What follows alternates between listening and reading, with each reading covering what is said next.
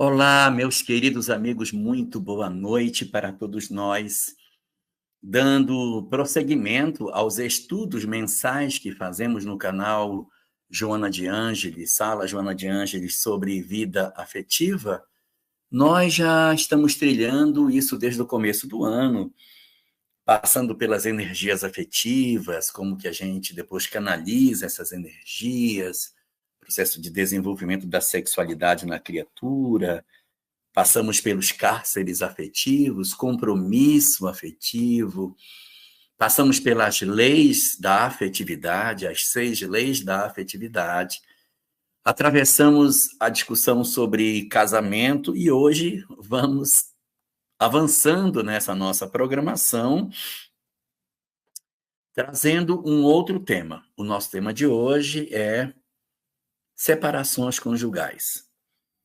Estava comentando com a Carol, antes de começar a live, que talvez a gente não consiga fechar o assunto nesta live de hoje. Se não fechar, não tem problema, Beth Teles, não tem problema.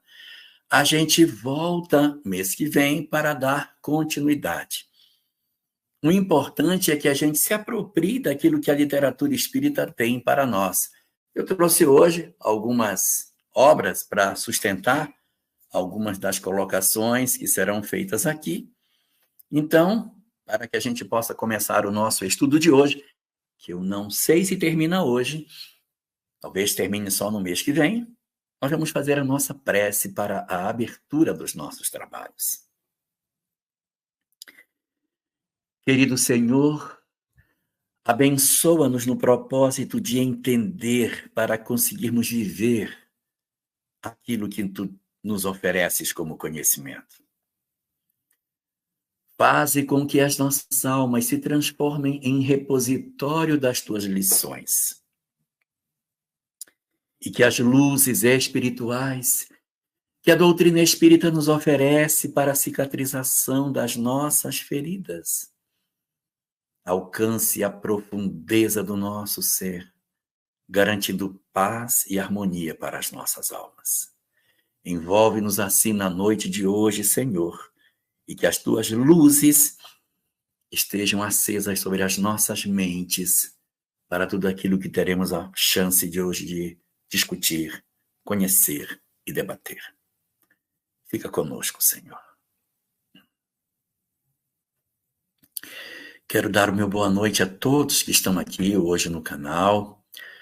Uma boa noite para a queridíssima Clau Hagel, nossa querida Norma Guimarães, Beth Teles, Jamila Valente, Carolina Fernandes, Mágida Abu Said Arla Sarla.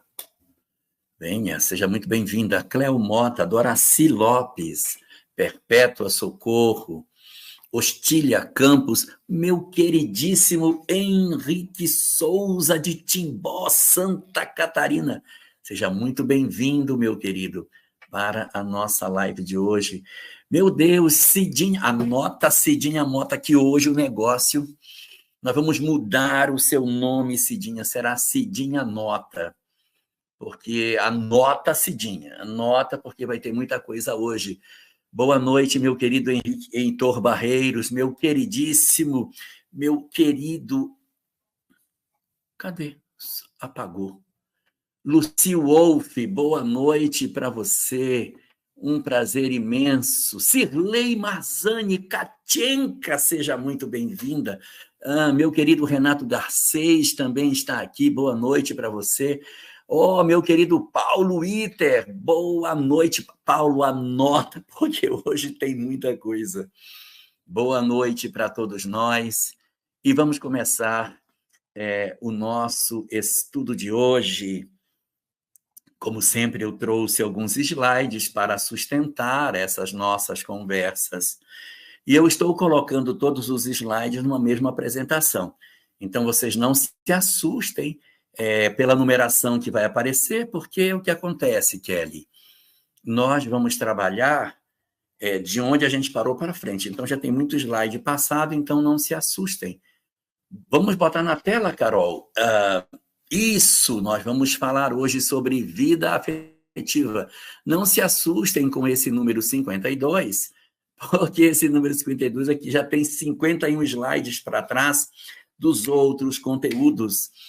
E depois a gente pode disponibilizar esse material para quem quiser usar nos seus grupos. Eu vou até ver a possibilidade com a Cleide, para ela disponibilizar isso. O Renato, se quiser também disponibilizar lá no canal, disponibilizar o link para essa apresentação. Eu não disponibilizei ainda, porque como ela não está terminada, sempre tem coisa nova, então fica sempre uma coisa pela metade, né? Então, vamos lá. Vamos começar a nossa conversa de hoje, porque tem muita coisa para a gente conversar. No mês passado, a gente falava sobre casamentos, sobre tipos de casamentos, sobre todos esses aspectos. E hoje a gente vai avançar para um tema novo, que é a parte referente não só ao casamento em si, mas dentro do casamento, os aspectos referentes. Opa, aqui está o casamento. Não, deixa eu passar isso aqui. Aqui a questão da separação conjugal, tá? Então, a gente vai trabalhar hoje os aspectos de separação. O que a gente tem como meta? E aí, por isso que eu falei que talvez a gente não termine nessa live de hoje. Eu também não estou com pressa.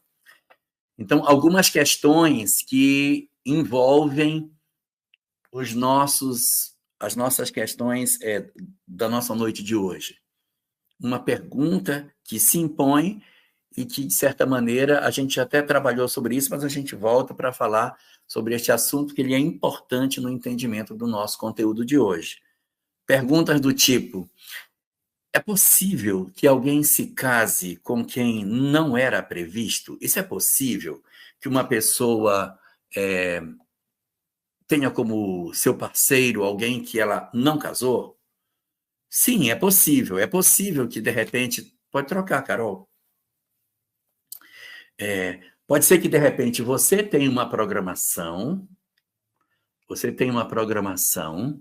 e essa programação era para que você casasse com essa específica pessoa. Você tinha essa programação.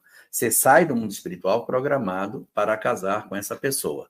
E aí, no meio do caminho, antes de você encontrar essa pessoa, você encontra outra. E essa outra pessoa que aparece acaba sendo... acaba sendo aquela que vai substituir o que era programado. E aí você acaba casando com quem não era programado. Isso é possível? Pois é possível. É possível haver uma programação com uma pessoa A, e você acabar casando com uma pessoa outra. Uma pessoa H, X, M, você casar com outra. Ou, às vezes, até você está casado com essa pessoa e você... tá certo. Você, então, vai e se liga a essa outra pessoa que não era a programada e deixa a programação. Muito bem. Então, pergunta número 1, volta, Carol. É possível que alguém case com quem não era previsto? Sim, é possível que isso aconteça. Há essa possibilidade. E nós temos aqui uma segunda pergunta, que também dentro desse mesmo contexto, que seria assim: e é possível que alguém já venha programado para não casar? Também é possível. Também é possível que a gente venha programado para não casar. Como é que seria isso? Existem pessoas que vêm programadas para não casar por uma questão de escolha. Ela, nessa encarnação, ela decidiu, ou seja, é prova. Quando você está numa condição de prova e não de expiação, o espírito é que elege para desenvolvimento do seu eu. Então, às vezes, a gente diz assim: olha, eu quero nascer na Amazônia, eu quero nascer em Paraíso do Tocantins, eu quero nascer em Conchal, eu quero nascer em Uberlândia. Por prova, eu decidi porque eu gostaria de experimentar, quero saber como é que vai ser minha vida e tal. E aí o indivíduo pode fazer uma eleição, quero ser professor, quero ser isso, quero ser aquilo, prova. E dentre os elencos das provas, o espírito pode escolher, eu gostaria de experimentar vir sozinho. Mas por quê?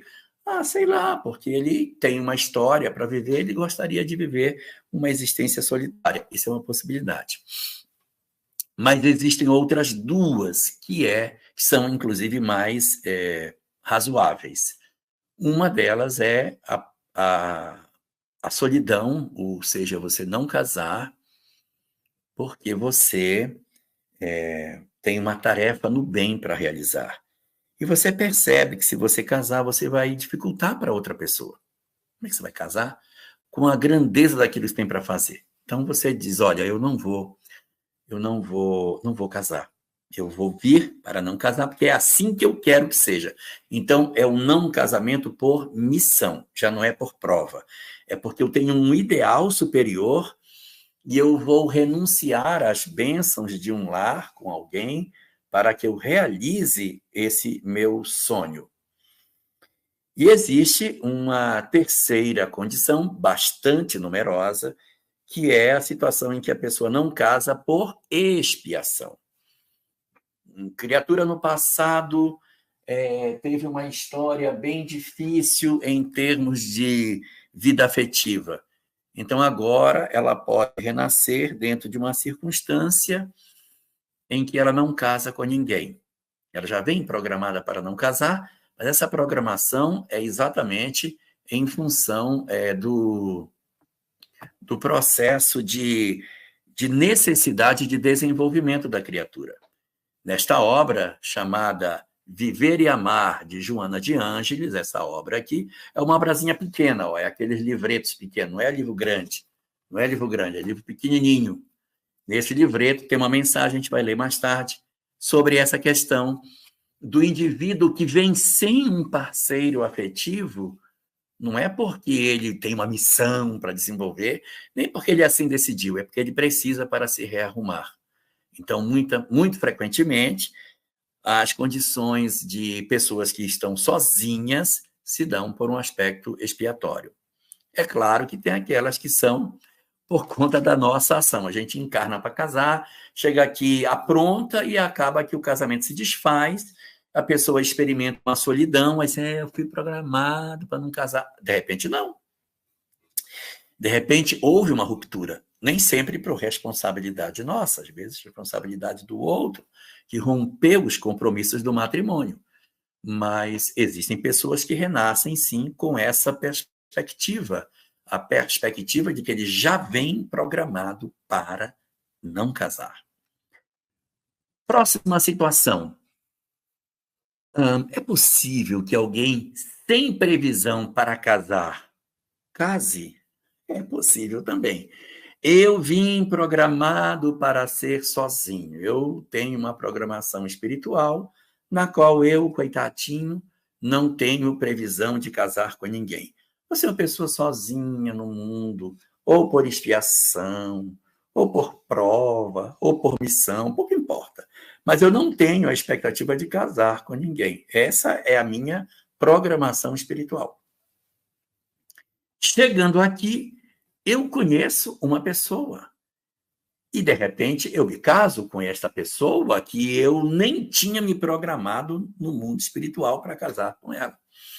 Esse indivíduo com quem eu caso pode ser alguém que casou comigo, mas que, na verdade, estava programado para casar com outra. Ele tinha uma programação com essa pessoa, mas acabou que ele, ao me ver, acabou se interessando por mim e a gente acabou casando. Então, a gente casa e aquela que deveria casar comigo fica sem ninguém. E eu vou casar com aquele que era o parceiro dela. Às vezes, não. Às vezes, por exemplo, você tem um casal, este era um casal, o casal tinha uma expectativa de vida, não é? Esse casal tinha uma expectativa de vida juntos e aconteceu que ele separou. O casal separou. Ele ficou sozinho. Por quê? Porque este casamento, que deveria ter durado, oh meu Deus, vocês estão entendendo? Esse casamento aqui, que deveria ter durado a vida inteira, não foi para frente e ele então ficou só. Ele está só. Ela também é só que ela não tem programação para casar, mas ele tinha e acabou separando, e acontece que eles se casam e até podem viver satisfatoriamente bem, mesmo não sendo a programação espiritual, tá? Respondendo, portanto, esta pergunta, se é possível que alguém que não tinha previsão para casar case, sim, é possível também, ou seja, tanto as situações anteriores, ou seja, alguém se case com quem não era previsto, já apareceu aqui, alguém que venha programado para não casar, sim, e essa pessoa programada para não casar, case. Sim. Quarta circunstância. Então, quem serão os filhos dessas ocorrências? Não é interessante? Porque, veja só, fulaninho A tinha a perspectiva de casar com fulaninha B. Então, esse aqui seria o casal. E deste casamento nasceria o filho. Este aqui seria o filho do casal. O filho do casal. Aí o casal separou. Ela foi para um lado, ele foi para o outro. E ele casou com esta aqui. Ou melhor, cadê? Este cara aqui casou com esta aqui. Então, eles casaram. Quando eles casaram, né? Mas podia ser um casamento homoafetivo, tá? Podia ser também. Elas se encontram e decidem viver uma relação homoafetiva. Aí, quando esses dois se casam, a pergunta é: e os filhos do casal primeiro? Porque esse casal que estava programado de viver a vida inteira juntos, eles tinham filhos para viver. Eles tinham este filho, a cara do pai, tinham este outro filho também, mais parecido ainda com o pai, né? E tinham um terceiro filho que era mais parecido com a mãe. Muito bem. Se eles se separam, o que vai acontecer com as crianças desse casal? O que vai acontecer? Resposta. Esses filhos que iriam nascer, esses 3 filhos, eles nasceriam por conta de vinculação com os pais. Esse primeiro aqui, ele é muito ligado ao pai. Muito, muito ligado ao pai. Resultado, ele vai para onde o pai for. Então, o pai separou e casou com a outra moça, ele vai nascer lá, como filho dela. Então, esse filho aqui, ele vai deixar de ser filho do casal, e vai ser filho deste outro casal. Quem vai ser mãe dele agora é essa aqui, porque ele é ligado ao pai e ele vai nascer nessa nova família. Este terceiro aqui, ele é muito ligado à mãe. Nossa, esse cara é ligado demais à mãe. Ele não vai nascer com o pai, ele vai nascer com ela. Se ela engravidar, né? Que se ela não engravidar, não tem como ele nascer, mas vai tentar nascer por ela. Se não nascer por ela, ele nasce pela empregada dela e aí acaba ela criando. Ele nasce de uma irmã e ela vai criar o sobrinho e aí ele vem como filho dela, né? Como sobrinho. Então existem todos esses arranjos que são apresentados na literatura espírita. Muito bem. E esse outro aqui, que era ligado aos dois, aí vai depender. Pode ser que ele nasça de um, pode ser que nasça com o outro. Aí são situações que pode ser até que ele nem renasça. Pode ser que ele fique e não retorne mais nesse relacionamento, né? Nós temos aqui uma fala da Rita de Cássia, em que ela diz assim: o meu filho, com 1 mês de namoro, casou-se. Casamento sempre foi conturbado. Então, ele conhece uma moça e com 1 mês de namoro, casa com ela. Lindo. Casou com ela com 1 mês de namoro. Mas o casamento foi sempre conturbado. Após 12 anos, ele separou. Separou. Depois que ele separa, encontrou uma namorada da adolescência. E hoje eles estão juntos e estão felizes. Mas a ex não dá sossego. o filho da primeira relação está contra o pai e antes era muito ligado. E aí? Esses são os conflitos que a gente tem, né? Às vezes, o casamento que deveria ter acontecido é até o segundo, sabe, Rita?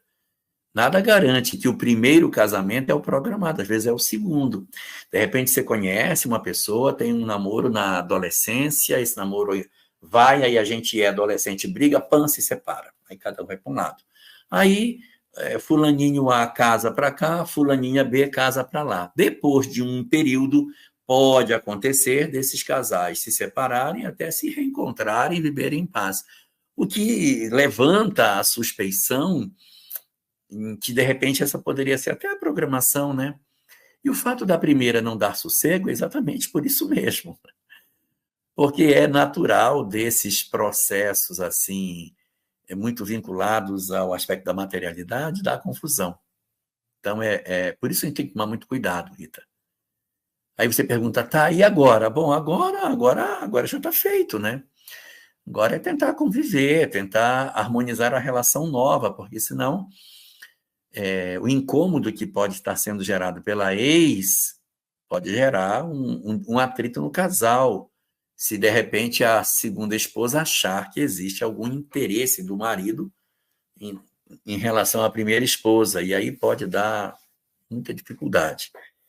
Então, esses são os obstáculos que a gente experimenta em função do nosso livre-arbítrio. Ele tomou uma decisão e agora ele tem as consequências da decisão que ele tomou.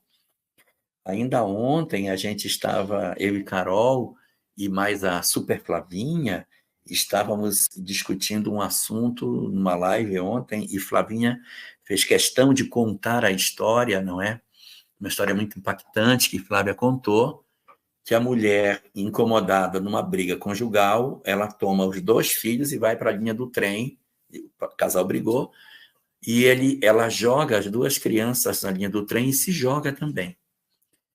A criança menor, o trem matou, a criança maior, o trem mutilou, e a mulher teve as 2 pernas decepadas. Então, são circunstâncias em que você vê assim, ela não tinha programação de perder as pernas. São as nossas decisões que às vezes nos conduzem a certas experiências, né? Então, o livre-arbítrio humano, ele responde por uma série de coisas quando é a nossa cabeça que decide fazer. A gente toma como lei de causa e efeito, reflexo do passado, quando você diz assim, eu nada fiz para que isso acontecesse. Eu não fiz nada e a vida armou e construiu essa circunstância.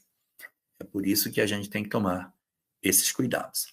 Mas vamos em frente, que a gente tem coisas para ver. Então, quem seriam os filhos dessas ocorrências? Os filhos vai depender da proximidade dos filhos com o casal. Os filhos mais vinculados ao pai nascerão na família que o pai formar. Os filhos mais vinculados à mãe nascerão na família que a mãe formar. Se a mãe ou o pai não formarem, pode ser que eles não reencarnem, e pode ser que ele reencarne como sobrinho, como afilhado, como filho da empregada, que vai se agregando, vai ficando, e quando você vê, eles estão vinculados à sua história, mesmo sem o casamento que você esperava, não é? Muito bem. Então, vamos para frente. Talvez a pergunta seguinte seja bacana para você, Rita, porque a pergunta seguinte é, tá, e como é que eu vou saber? Meu Deus, como é que eu vou saber se eu tinha que casar com A, se eu tinha que casar com B? Se era essa programação? Porque essa é uma pergunta que todo mundo se faz. Será que eu casei com a pessoa programada? Será que eu tinha que ficar sozinho? Será que? E realmente é digno de preocupação isso, porque a gente fica, né? Eu casei com fulano, a gente separou. Será que essa separação é porque o nosso casamento não era programado, eu deveria ficar sozinho? Ou a programação era para acontecer e aí nós não conseguimos nos harmonizar e por isso acabou havendo a ruptura? Pois é. Como é que a gente vai saber? O ideal nessas circunstâncias, eu sei que muita gente aqui já casou, já casou de novo, já viveu muito tempo, não é? Mas o ideal é que a gente sempre tenha muita prudência. O que tem acontecido nos últimos tempos? Uma acentuada preocupação da criatura humana em, em, em acelerar o processo de convivência com aquele que elegeu para ser o seu parceiro na existência. Então, há tempos atrás, nas décadas anteriores, as pessoas elas se relacionavam por um tempo, ali elas viviam uma experiência até longa de namoro, para dar tempo das pessoas se conhecerem. Depois desse período tinha um negócio que eu acho que nem existe mais, chamado noivado, que era um período em que as pessoas começavam a planejar a sua casa, a planejar a sua vida, ter tempo de discutir se quer ter filho, se não quer, se quer ter filho logo, se não, se vai trabalhar, se não, para a gente poder afinar as coisas, né? Afinar a viola. E só depois de um período, não vou dizer que longo, mas um período que se considerasse satisfatório, as pessoas então iniciavam a vida conjugal efetivamente. Hoje está muito ligeiro, não está dando tempo para fazer isso. Então, como é que a gente vai saber? Tendo paciência, observando com cuidado e também sem querer escolher uma pessoa perfeita. Eu quero uma pessoa perfeita. Aí tem um negocinho na orelha. Não adianta. Se a gente for querer uma pessoa perfeita, não vai ter, Rita. Não vai ter. Todas as pessoas, assim como nós, têm dificuldade. Todas as pessoas, assim como nós, têm defeitos. E eu queria um parceiro perfeito que vem num cavalo branco, uma espada para me libertar. Isso aí é só numa Linda Mulher que tem, que é cinema. Na vida real não é assim, não é assim. A gente tem relações que são reais, mas eu preciso estar atento. Se o meu companheiro é narcisista, se ele é violento, se ele é muito ciumento, se ele vai me criar embaraços. Às vezes a gente tem uma determinada religião e acha que o outro vai aceitar e a pessoa não aceita, né? O pessoal fala que a diferença, né? Isso é o pessoal que fala, não é do espiritismo. A diferença entre o homem e a mulher é que a mulher casa na crença de que ela vai mudar o homem. Não, ele é assim, mas eu vou mudar. E o sofrimento vem porque ela não consegue mudá-lo. E o homem, quando casa, ele casa achando que a mulher nunca vai mudar. E ela vai mudando, né? As pessoas vão mudando ao longo do tempo e aí ele vai se desesperando, que ele queria que ela fosse sempre do mesmo jeito, ela não vai ser. Isso é assim mesmo, mas é um processo de maturação. O ideal seria o quê? Que a gente tivesse bastante atenção, que a gente orasse, estivesse atento, de olhos abertos para a escolha do parceiro. Às vezes a gente já passou por essa fase, mas a gente pode ajudar nossos filhos e nossos netos na escolha, embora eles digam, eu sei, se meta na minha vida e tal, mas a gente pelo menos tem a experiência que possa nos ajudar nessa escolha. Ainda tem gente muito jovem por aqui, né? Tem gente com 33 anos, por exemplo, que são pessoas muito jovens, toda uma vida afetiva para frente, então não dá para a gente achar que, porque eu já tenho 33 anos, embora eu more num local que é um paraíso e tal, mas isso não significa dizer que eu estou numa circunstância que eu não terei mais ninguém na minha vida. Eu posso ter ainda uma história maravilhosa pela frente, ninguém sabe, né? Muito bem. Então, vamos para frente, Carol. Além dessas discussões de como saber, ainda temos a grande questão, tá? E se eu teimar? Eu não vou esperar ninguém, eu quero casar logo, eu lá vou ficar medindo se o cara vai ou se não vai. Eu quero é casar, eu quero encontrar alguém logo. Eu não vou ficar esperando, será que ele presta? Será que não presta? Então, quando a gente teima, qual é a consequência da teima da criatura humana? Meu Deus do céu! O que é que nos diz a literatura espírita sobre quando a gente teima. Quando a gente teima, a gente faz um processo de desobediência da lei, porque teimar é desobedecer. E o Livro dos Espíritos, cadê o Livro dos Espíritos? Livro dos Espíritos, já li essa pergunta umas 50 mil vezes, tanto que ele até sumiu, está aqui o Livro dos Espíritos. O Livro dos Espíritos, na questão 614, diz que quando a gente se afasta da lei de Deus, ou seja, quando a gente teima, o resultado é a infelicidade. Está lá, questão 614. Teimar com a lei, tentar desobedecer a lei, afrontar a lei, é candidatar-se para a infelicidade. Então, a recomendação da doutrina espírita é qual? Prudência, escolha bem o parceiro, preste atenção nas pessoas com as quais você se relaciona.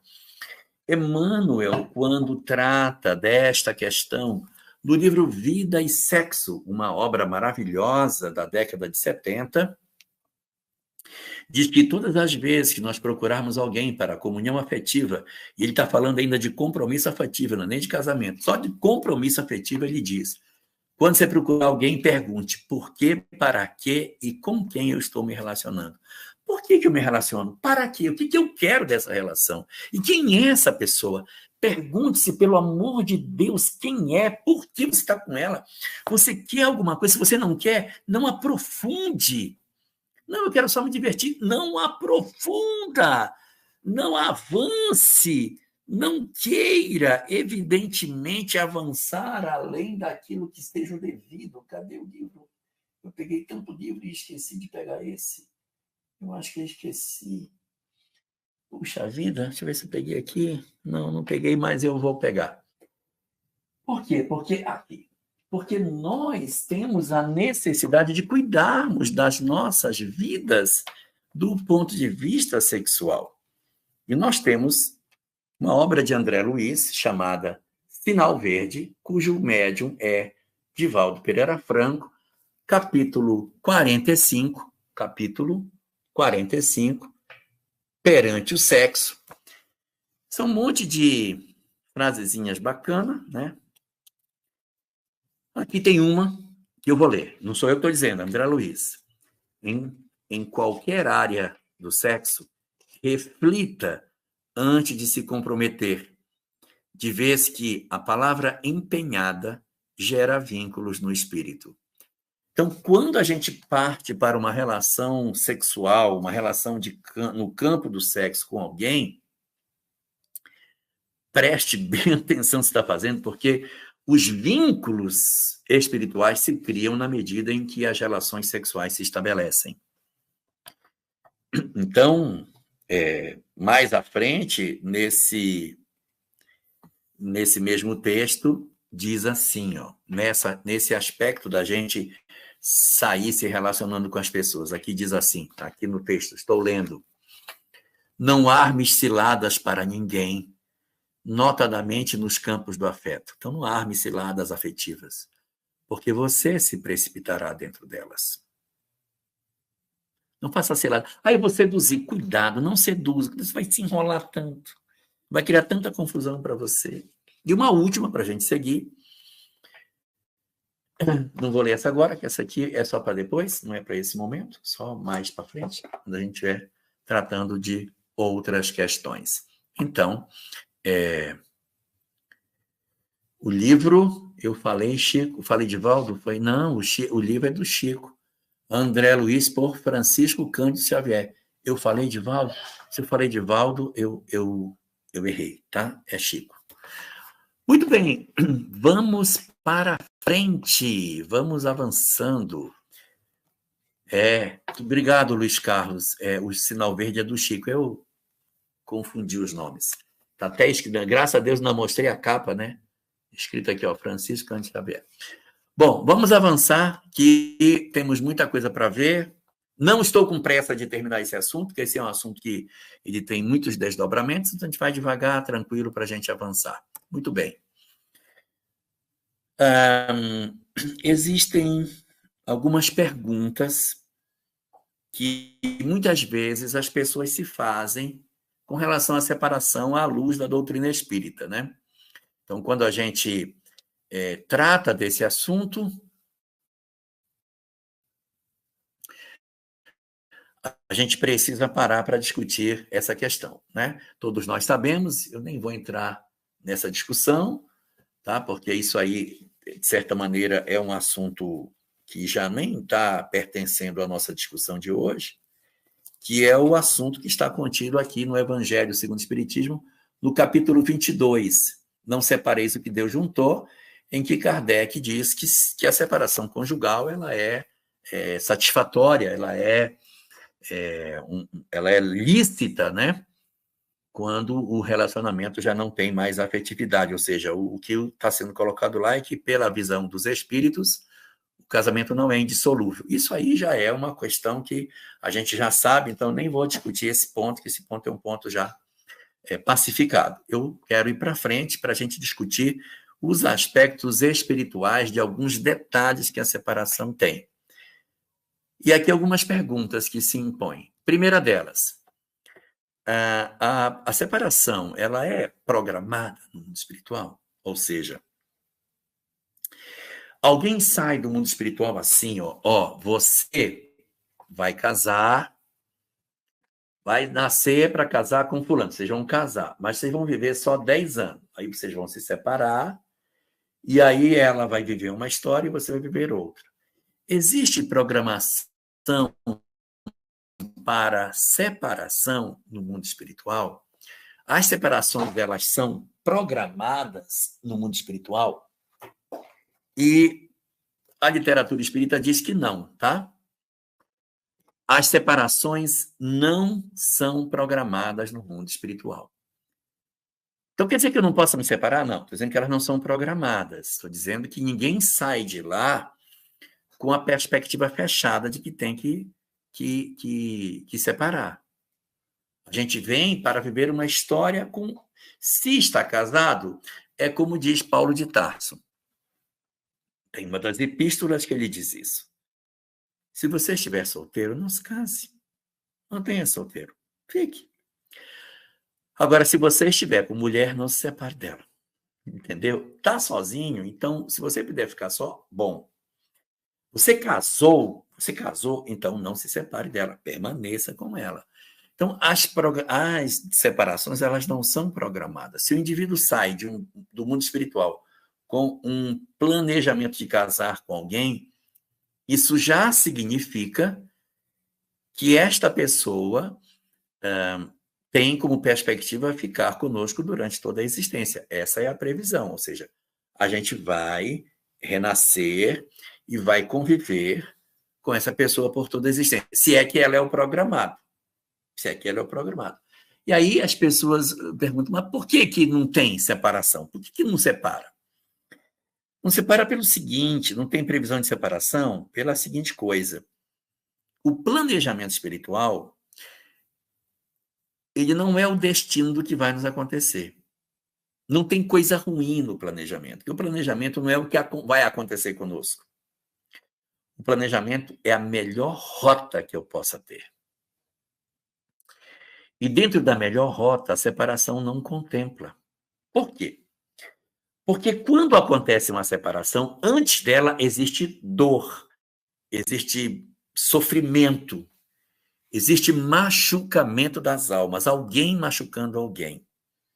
E como ninguém pode vir para machucar outra pessoa, como ninguém pode vir para promover uma dor no outro, então não tem programação para separar.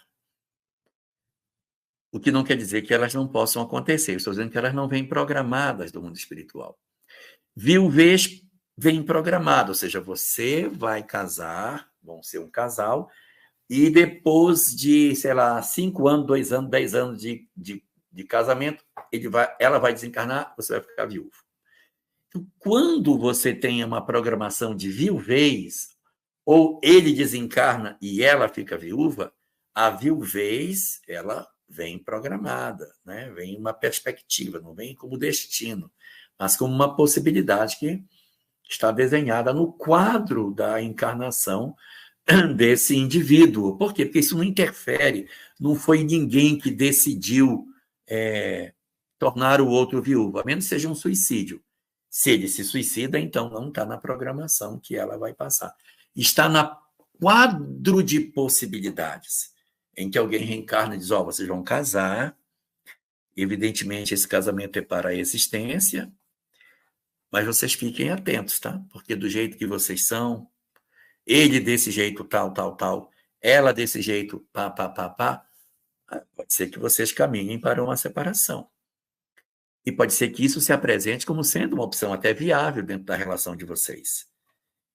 Então, tomem cuidado para que isso não aconteça.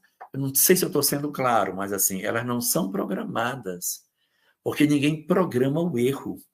Mas existirá situações em que essas programações se apresentarão de maneira que sejam razoáveis que elas assim se deem. Tá? Não sei se eu estou sendo claro, Silvana, no que eu estou colocando, mas vamos seguir. Uma segunda pergunta que às vezes a gente se faz sobre separação, eu já toquei até um pouco sobre ela, é se elas se justificam ou não. Porque assim, ela não é programada, então quer dizer que eu nunca posso me separar. Então, se ela não é programada, não é para eu fazer. Se não tem programação para separação, se eu fizer, eu vou errar. Então, eu vou ter que viver igual um inferno na minha vida, mas eu não separo. É isso? É essa que é a proposta da doutrina espírita? Não é o que Kardec diz no capítulo 22 do Evangelho segundo o Espiritismo. Não, não é. E tem vezes que elas se justificam. Quando a separação se apresenta como mal menor dentro de uma relação, ela acaba se justificando.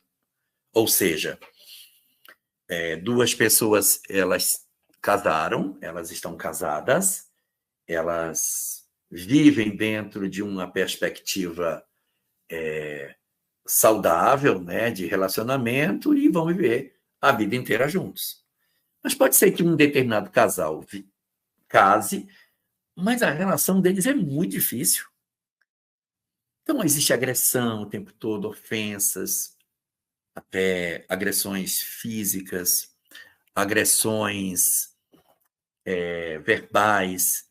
Nós temos um livro da Ana Teresa Camagini, eu não sei se está aqui, meu Deus. É um livro dela, Caminha que a Vida Te Encontra. É um livro que a Ana Teresa escreveu baseado nos diversos anos dela de experiência no consultório de psicologia. Ela pegou toda a experiência de vida marital e escreveu uma obra à luz da doutrina espírita, analisando os problemas que o casal atravessa. E ela tem um capítulo em que ela fala das dores invisíveis, que são os machucamentos da relação conjugal que destroem a felicidade das pessoas. Ele não toca um dedo nela, ele nunca bateu nela, mas ele acabou com ela. E ela vai enumerar nesse capítulo várias formas de violência. Eu não vou lembrar todas aqui, Silvana, mas, por exemplo, controle financeiro. Você gastou? Quanto você gastou? Onde você comprou essa blusa? Quanto foi isso? Por que você gastou? Outra, desmerecer a pessoa apresenta um comportamento assim extremamente narcisista em relação ao outro. Você só é isso por causa de mim, sou eu, você me deve muito, porque sou eu que... Nossa, o outro que controla a pessoa o tempo todo. Onde você foi? Onde você voltou? Com quem você está falando no celular? Com quem você está escrevendo? O que você está pensando agora?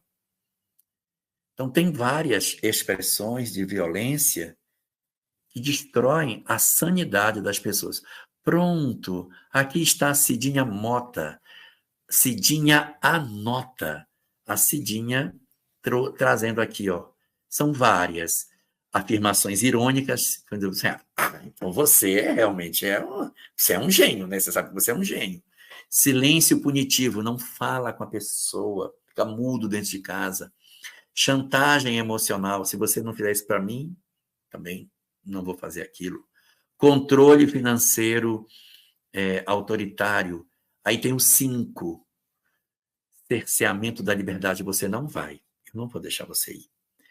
Invasão de privacidade, o 6, rasga as cartas, né? Abre carta para ler, mexe no celular, invade a privacidade do outro. Distorção da realidade, a pessoa fala, não, tá nada a ver, você está falando que está louca. Você é louca. Tem nada a ver isso que você está falando. Você é perturbada, você é perturbada. Então, você desqualifica a pessoa, né? Outra é a desqualificação de sentimentos. A pessoa diz, nossa, eu vi aquilo, fiquei tão emocionada. Você ficou emocionada. Ah, que coisa linda você emocionada. Ah, sabe, debocha do sentimento do outro. Intimidação psicológica, aonde a pessoa sofre a opressão do outro, sabe? Com palavras agressivas de intimidação. Experimenta aí, experimenta aí. Bora ver se tem coragem, bora ver se tem coragem. Então, intimidação psicológica. E críticas destrutivas. Vai sair isso, nossa, você vai assim? Não, você vai muito ridícula. Comigo você não vai, com essa roupa, parece uma doida. Você não vai, você não vai. Você é ridícula. Então, a Cidinha, muito obrigado. Cidinha, puxa, muito obrigado por você trazer. Então, isso aí produz o adoecimento da pessoa. Então, quando a gente encontra na literatura espírita a discussão se elas se justificam ou não, existirá situações conjugais em que o parceiro está adoecendo, está matando a pessoa, está enlouquecendo o outro. Então, quando você vive uma relação que não tem diálogo, porque às vezes o companheiro ele tem direito de ter defeito, ele fez um comentário infeliz. Um comentário. Não, essa roupa você não vai comigo. Está muito feia com ela. Aí, poxa, não fala assim comigo, fulano. Ah, desculpa, eu não devia ter falado besteira. Porque o outro tem direito de errar, é uma possibilidade, mas a gente fala, a gente se posiciona. Mas se você vive o tempo todo um processo de opressão, você não consegue sair, você vai enlouquecer, vai viver uma vida de inferno. Então, nas circunstâncias em que o processo de adoecimento psicológico, repara que nenhuma dessa ele bateu nela, né? Estou falando ele, mas pode ser ela, né? Pode ser ela. A Estela está trazendo aqui as violências domésticas. Cadê? A violência psicológica, a opressão, né? Opressão, narcisismo, desqualificação da autoestima, controle. É isso aí mesmo. A violência visita? Não entendi. Privação de liberdade, retenção de documentos. Olha, retenção de documentos. Para não deixar a pessoa ir embora. A gente vai comentar sobre isso. Na verdade, não sou eu que vai comentar. Quem vai comentar é o nosso queridíssimo André Luiz, pela psicografia de quem? Olha o nome de quem está. Vejam aí vocês, não vou nem falar quem é. Francisco Cândido Xavier. Não é Divaldo Franco. Aqui a gente vai ter uma mensagem sobre a questão de relação desgastada. Então, vamos para frente aqui. O Cosme faz uma pergunta. Bota a pergunta do Cosme. Essa justificativa pode ser também nos casamentos não programados? É nesse que acontece mais, Cosme. Porque uma pessoa estava programada para casar com essa. Aí ele tem toda uma relação bastante sólida de amor com essa pessoa aqui. Mas aí ele foi para uma festa da faculdade, bebeu e bêbado e acabou saindo com uma colega de faculdade e ela ficou grávida dele. E aí como ela ficou grávida dele, a noiva vai romper o noivado e ele vai casar com a menina que ele não sabe nem quem é da faculdade, que ele acabou engravidando. Um casamento, de repente, não programado, nem sabe direito quem é essa pessoa. Muito provavelmente, essa gravidez, muito provavelmente, essa situação aqui seria uma situação de um casamento não programado. Você vê que ela está até emburrada, olha os bracinhos dela como está aqui. Ela é emburrada. E aí você vai ter uma relação difícil, e às vezes você não suporta a convivência com uma pessoa que é tão diferente de você, e acaba produzindo um processo de adoecimento da relação. Eu não falei que o tempo não ia dar para a gente tratar desse assunto, a gente vai ter que fazer uma segunda live para avançar, mas vamos lá, vamos terminar esse aqui. Um terceiro ponto que a gente tem é assim, em que situações pode se justificar, então, uma separação conjugal? Elas vão se justificar quando você pesa na balança e diz: é o mal menor para a minha vida. Vai doer? Vai doer. Mas essa dor, quando eu peso na minha vida, ainda que ela me doa, ela me aparece como sendo uma dor menor do que a continuidade de uma relação adoecida, tóxica, violenta, que muitas vezes tem até agressão física junto, que aí tem essa questão aí que a Estela está lembrando, né?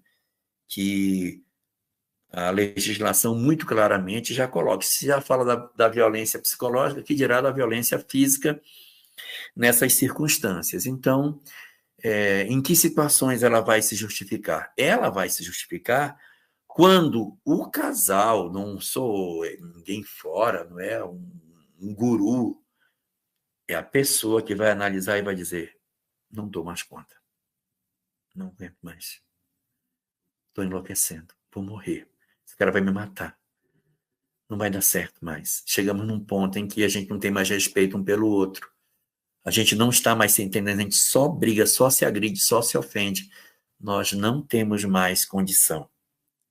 Então, quando isso acontece, são situações em que está insustentável a convivência, então a gente acaba indo para esse tipo de situação. Quero dizer a vocês que daqui a pouco, quando eu fechar essa lâmina, a gente vai pegar as perguntas e eu vou responder para a gente poder fazer, porque eu preciso fechar esse conteúdo aqui, tá bom, Luiz Carlos? Daqui a pouco a gente fala sobre essas questões aí. Então, tem situações que elas vão se justificar. E uma pergunta aparece dentro disso, que é a pergunta do seguinte: vai gerar débito? Eu estou casado com uma pessoa aqui, eu estou me relacionando com ela. O casamento está péssimo, a gente não está mais se entendendo de jeito nenhum, está uma vida terrível. Os vizinhos, os filhos, está todo mundo desesperado e a relação conjugal está muito difícil. Nessa circunstância, o que é que a gente vai fazer? Olha, o mais adequado para o melhor, senão esse cara vai acabar matando essa mulher, ou essa mulher vai acabar matando ele, sei lá, separar. Aí a pergunta que os espíritas sempre se fazem: tá, mas separa e aí? Se havia uma programação espiritual e o cara chegar num ponto da vida, dizer assim: eu vou terminar, eu vou encerrar e vai cada um para um lado, isso vai gerar débito para mim? Eu terei compromisso por me separar? As responsabilidades do débito, elas não são iguais para o casal, porque muitas vezes você tem um que deu mais causa que o outro. Quando a relação fracassa, a gente não pode dizer que 100% é culpa de um.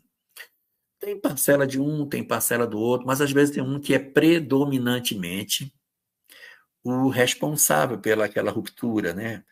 É o que não compreende, é o que não dialoga, é o que é difícil, o que não aceita, é o que torna a relação tensa.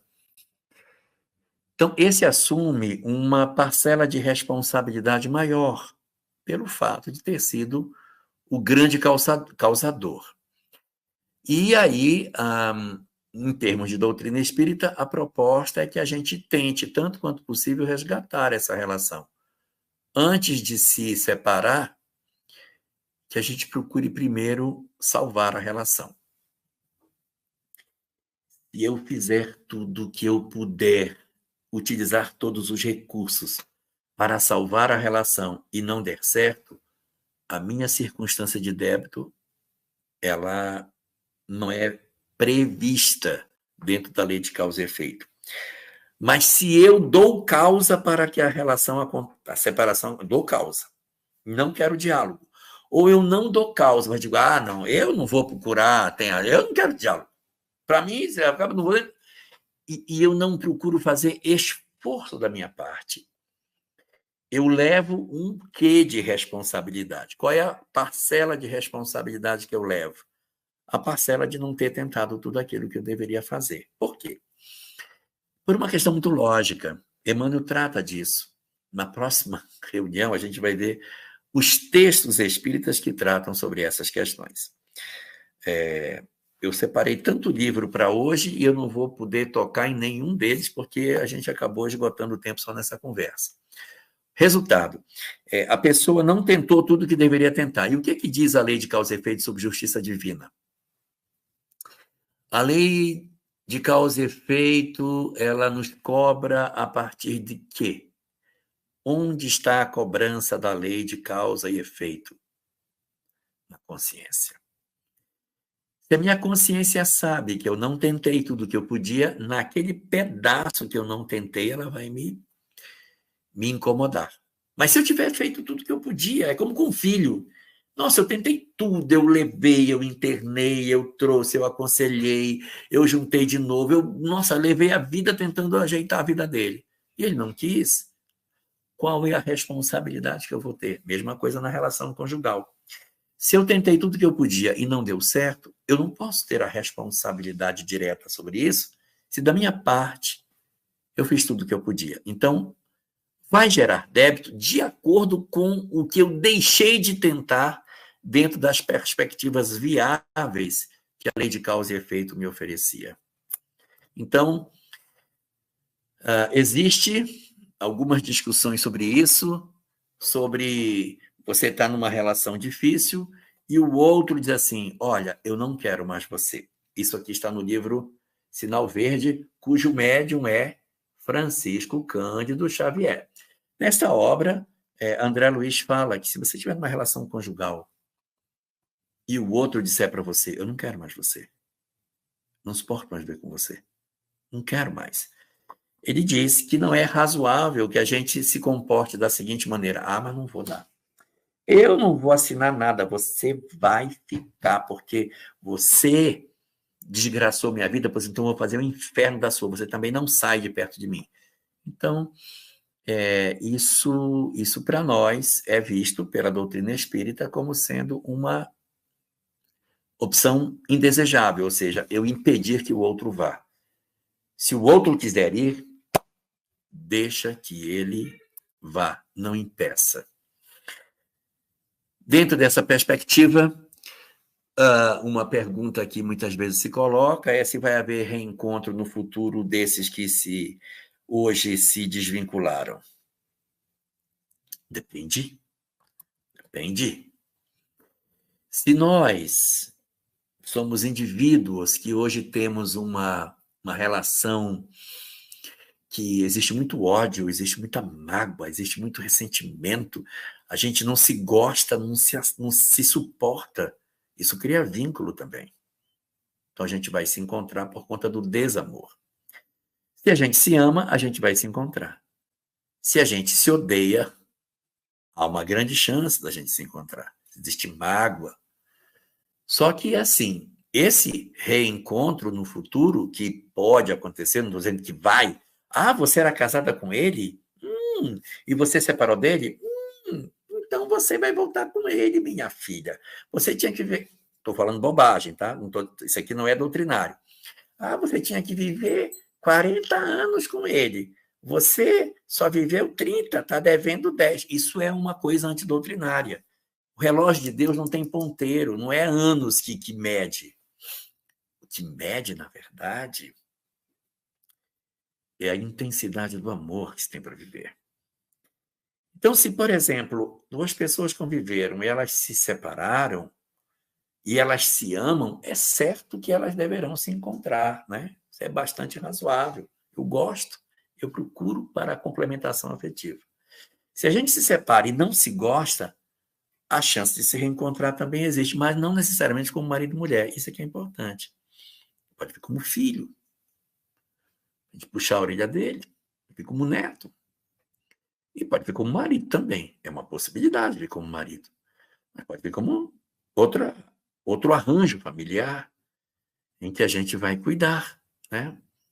Então, esse reencontro pode acontecer na condição de marido e mulher e na condição de outros agentes. Quando a gente tem mágoa, é provável que nasça como marido, sabe por quê? Mágoa é o amor doente. Então, a gente tem mágoa pra caramba do que ele me fez, mas no fundo, Eu gosto dele, por isso que eu tenho mágoa, porque ele me machucou muito, mas eu o amo. Havendo uma reencarnação, o sentimento mais profundo é o que brota. E o amor, ele é mais profundo que a mágoa. Então ele aparece. E a gente volta a casar e tem um ciúme danado do outro por causa das coisas que o outro já aprontou em outras existências. Não confia nele de jeito nenhum. Como também a gente pode ter um ódio danado, aí ele renasce, mas ele não renasce para casar. Quem é que vai casar com quem tem ódio? Presta atenção. Aí eu odeio tanto fulano, vou casar com ele. Se tem ódio, a chance do rearranjo familiar não é para casamento, é para outra forma de organização. E temos ainda a pergunta sobre qual é a consequência que a gente tem para nós. A consequência de uma separação vai depender do quanto a gente está envolvido nesse processo. O quanto que, para nós, está sendo educativo. Então, tem vezes que a gente vai encontrar, mas tem vezes que eu não vou encontrar. Tem vezes que o companheiro que me machucou, ele pode não encontrar mais comigo. Se eu o perdoei, se eu lavei minha alma do mal que ele possa ter me feito, eu não tenho necessidade do reencontro. Por isso que o perdão dissolve os grilhões. Por isso que ele é tão importante, porque ele permite com que a gente consiga, enfim, vencer esse processo dolorosíssimo do reencontro das almas machucadas. Então, quando a gente faz essa experiência de perdão, a gente se liberta da necessidade de encontrar. E existem situações em que a gente perdoa tão perdoadinho, perdoa tão profundamente, que agora já sou eu que peço, não é a lei que determina, sou eu que peço. E dá ele de volta, o bichinho, tadinho, nem é tão mal assim. Precisa de alguém que cuide dele. E aí a gente pede essa pessoa, muitas vezes é como a mãe do André Luiz e as amantes do pai dela, né? Do pai dele, no caso, o ex-marido dela, que elas vão renascer como filhas dela numa próxima existência. Isso mesmo. São arranjos familiares que acontecem quando a gente perdoa muito. Quando a gente perdoa, o laço se desfaz. E quando perdoa muito, a gente desfaz o laço e diz, me dá para eu cuidar. E isso é muito bonito, porque demonstra realmente o nosso processo de crescimento espiritual. E só para terminar, a gente tem assim, um último ponto para hoje é o que a gente tem que fazer dentro dessa perspectiva. O que a gente tem para fazer é, se eu vivo uma relação conflituada, fazer o balanço. Existe alguma coisa que eu não tentei? Tem, então vamos tentar. Mas eu não sei se separo, se eu não separo. Então analise. Daqui a 10 anos você quer estar com essa pessoa? Você gostaria de envelhecer ao lado dela? Se você gostaria, então invista na relação. Ah, mas ele tem muito defeito. Mas se você gosta dele, invista. Invista nela. Vai valer a pena. Se você tem desejo de envelhecer com essa pessoa, vale a pena. Ninguém é perfeito. E tente o que você puder, naquela visão que ninguém é perfeito. E a gente tem que procurar aprender a ver os sinais do outro e, às vezes, mudar também. A gente só quer que o outro mude. Por que não muda nós também? Então, às vezes, a mulher reclama porque você faz isso, faz aquilo. Então, pronto. Diminua o que desagrada a ela. O que você faz que desagrada a sua mulher? Então, diminua. Faça. Se ela se aborrece com isso, não faça. Não vale a pena. Criar um cavalo de batalha para viver uma vida difícil, diminui. A vida é tão longa. A vida nasceu para a gente saborear. Como dizia o Buda, o objetivo da vida é viver. Então, vá viver a vida. Vá saborear a vida. Vá aproveitar o que a vida tem de bom. Em vez de ficar medindo força, teimando com o outro. Vivendo as turras com as pessoas que não vai valer a pena. Não vale a pena viver teimando com ninguém. A gente vive muito mais feliz quando a gente, de repente, dá um passo para trás, abre mão de algumas coisas para viver em harmonia com a pessoa que a gente elegeu. E vivendo em harmonia, a gente pode fazer muito mais. Nós temos que passar para as perguntas. Eu acho até que nem tem pergunta, acho que ninguém nem se interessou pelo assunto, eu acho. Acho até que estão dormindo, não vi ninguém. Tem. Ah, tem pergunta. Pelo menos uma tem. A Arlane Fuchner faz a seguinte questão. Se temos uma família na qual temos ligações também na vida espiritual, como ficam essas relações interrompidas por várias separações, até mesmo em uma mesma existência? Quem é a sua família, então? A sua família são os laços de afeto que você vai ter. Ali no livro Nosso Lar, existe uma história desse tipo. Tobias, ele era casado e ele ficou viúvo.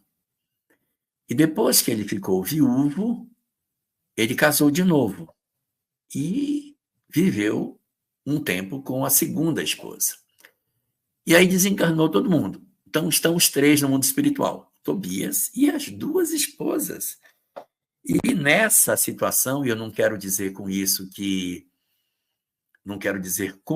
seja assim para todo mundo, porque nem todo mundo teria a habilidade que o Tobias tem, nem que a mulher do Tobias tem, mas o que acontece na história é o seguinte, o Tobias, ele era casado, tinha a esposa dele, a esposa desencarnou, pam, Tobias ficou viúvo. Não quero que ninguém pense que isso é a lei geral. Isso é um caso, um caso. Pode existir um outro caso em que o casal está junto, mas essa daqui não vive com eles. É uma outra conversa. Então, ela vai para outro canto e o casal vive nesta casa. Ela vai ter um outro parceiro. Cadê o parceiro dela? Então, ela lá no mundo espiritual, ela tem um outro parceiro com quem ela casou, né? Então, você tem ali a possibilidade de outros arranjos. Então, você diz assim, nós temos várias separações, tem algumas pessoas no mundo espiritual, vamos dizer que eu casei, meu marido desencarnou, aí eu casei com um segundo, separei, casei com um terceiro, separei, estou no quarto casamento, já tenho 2 maridos do lado de lá. Quando eu desencarnar, quem vai ser meu marido? Aquele que mais eu amar e que me amar. Nós vamos nos eleger. Não existe do lado de lá documento. O que rege é a lei de afinidade. E a gente vai decidir que vai ficar com um. Ou eu posso dizer assim, não, vou ficar com o outro, não vou ficar com esse primeiro, vou ficar com o segundo, que eu me sinto mais afinizado com ele. De repente, todo mundo fica do lado de lá, você escolhe um parceiro, todo mundo é amigo. Ou não, né? De repente, o outro tem ciúme, isso é possível de acontecer.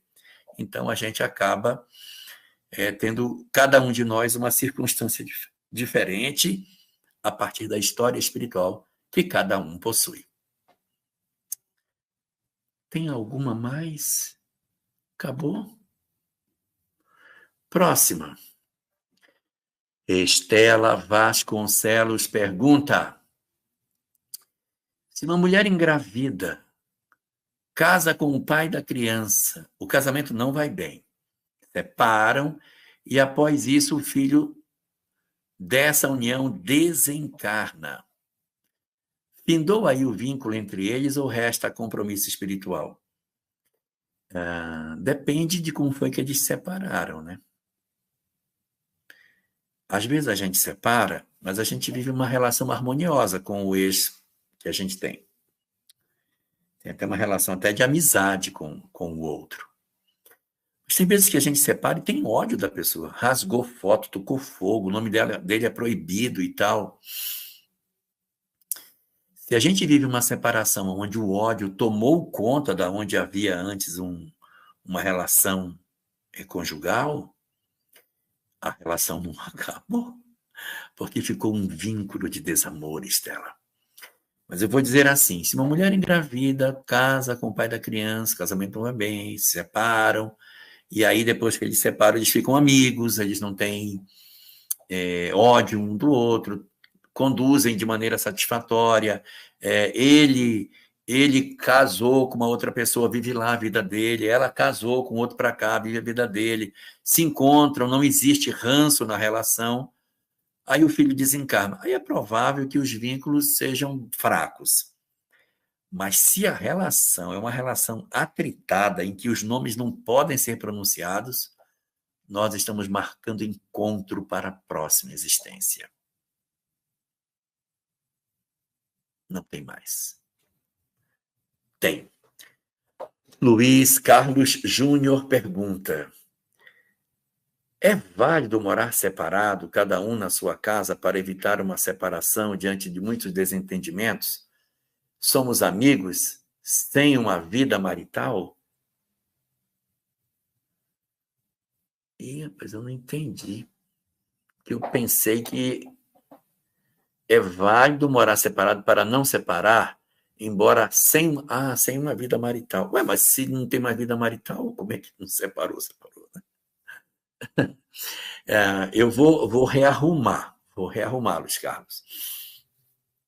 Eu tenho um casal, esse casal, ele se relaciona, mas ele disse, olha, a gente já está velho, eu já tenho meus 50 e tantos anos, tenho do meu primeiro casamento, e eu também já estou velha, eu não estou querendo ter ninguém, porque é minha vida, meu espaço, ter uma pessoa na minha casa não vai ser legal, não quero trazer você para morar dentro da minha casa, por causa dos meus filhos, e também não quero ir morar na sua casa, cada um já tem seu patrimônio, suas coisas. Vamos fazer o seguinte, vamos viver nossa vida, a gente se encontra, a gente vive, a gente compartilha a vida, mas cada um na sua casa. Esse é um arranjo. Isso é um arranjo que talvez, se a gente morasse junto, a gente até brigasse. E vivendo dessa forma, a gente vive em regime de lealdade, mas tem vida marital, tá? Porque vida marital, no meu entendimento, é relacionamento íntimo, sexual. Eles têm vida marital quando a gente tem uma relação que tem a parte sexual junto. Então, ele mora lá, ela mora aqui, e eles fazem isso até para manter a relação. Existe a possibilidade de que isso seja saudável dentro de uma relação que pode adoecer se estiverem juntos. Isso é muito comum em pessoas mais velhas. Agora, casais mais jovens que vivem essa experiência, pode ser outra coisa, pode ser o desinteresse pelo compromisso. Então, eu faço um compromisso com esta pessoa, mas eu não quero morar debaixo do mesmo teto, eu quero que ela more lá na casinha dela, dos pais dela, sei lá com quem, e eu moro aqui na minha casa, porque eu não quero muita proximidade. Por quê? Não é porque eu quero manter a saúde da relação e eu sou muito chato de conviver. É porque eu quero ter a minha liberdade de vez em quando, encontrar outras pessoas no meu apartamento. Se é isso, então a gente está tendo um adoecimento nessa relação. Porque vou passar uma cola nesse cabelo. A motivação do casal de ficar separado é para que eles tenham liberdade sexual, sem a vigilância do outro. Tem que tomar cuidado. A grande pergunta, Luiz, é qual a motivação para morar separado? Se a motivação é, eu não quero ela aqui, porque de repente eu trago uma menina para cá, para ficar comigo, para passar a noite, ela vai ver, então eu quero ter uma relação aberta. Então eu vou lá quando eu quero e quando eu não quero eu estou aqui. Isso é complicado porque não nos educa afetivamente nem sexualmente. Agora, no caso aí, que o casal, para evitar briga, mas mantendo uma lealdade na relação, sem a abertura de trincas nessa relação para a entrada de outra pessoa, e isso muito frequentemente acontecendo em situações em que cada um tem o seu patrimônio, tem até medo de repente, ter problemas de o outro vivendo, e aí vai dar confusão com os filhos, vai dar uma confusão. Faz o seguinte, fica lá, eu fico aqui, a gente tem lealdade entre nós, mas a gente vive cada um numa casa. É um arranjo, é uma forma que pode ser saudável para evitar problemas maiores. Maria Zélia Ferreira de Lima. Esse nome parece nome de português. Será que ela é de Portugal? Tão parecido. Nesse caso, se o neto for criado pelos avós, mesmo com os avós, com os pais encarnados, seria para se ser filho dos avós? Não necessariamente. Não necessariamente. A gente não pode amarrar assim. Se eu tenho uma filha e essa filha não toma conta do meu neto e quem cria meu neto sou eu, então é porque esse menino era para ser meu. Não. Às vezes ele era para ser neto mesmo, só que diante da falência do outro de exercer as funções da maternidade, eu acabei assumindo uma um papel que nem era meu. Eu era avó e me tornei mãe. No livro Após a Tempestade, que eu tentei achar na minha estante, eu não achei, de repente, outro dia procurando, eu até consigo achar. Tem um capítulo que fala o seguinte lá, o nome do capítulo é Planejamento Familiar. Não tenho certeza, mas acho que é o capítulo 14, mas estou chutando. Planejamento familiar. Nesse capítulo diz o seguinte, que às vezes um casal tem como programação, ele tem como programação no mundo espiritual ter 3 filhos. São esses 3 filhos aqui, ó. Vocês não estão vendo, mas são 3. São 3 filhos. Aqui o casal e aqui os 3 filhos. Esse é o filho mais velho, nasceu o filho mais velho. Beleza. Aí aqui nasceu o segundo filho. Quando nasceu o segundo filho, a mulher disse, não, 3 eu não quero mais não. Vamos fazer uma laqueadura, uma salpingectomia, sei lá, uma coisa qualquer, ou uma laqueadura, ou uma vasectomia nele. Pã! Esse terceiro não nasceu. Esse cara não veio. Esse aqui não veio. Seria para ser o terceiro filho. Repare que aqui estou falando de um filho programado para a mamãe e não teve. Alternativas para esse caso. Ele ronda o lar procurando uma oportunidade de renascer. Quem está falando isso não sou eu, é Joana de Ângeles. Ele ronda o lar.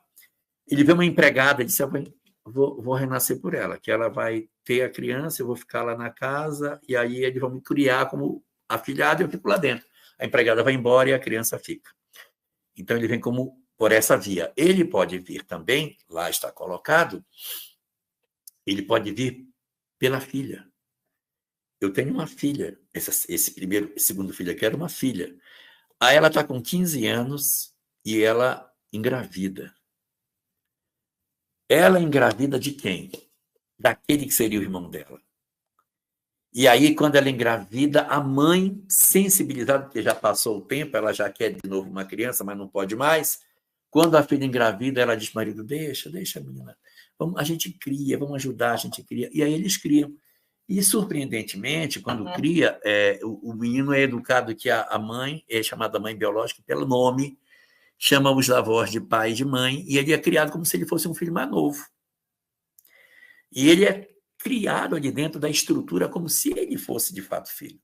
Nessas circunstâncias, ele é um filho que deveria ter vindo por uma via e acaba acontecendo que este filho acaba vindo por uma outra via.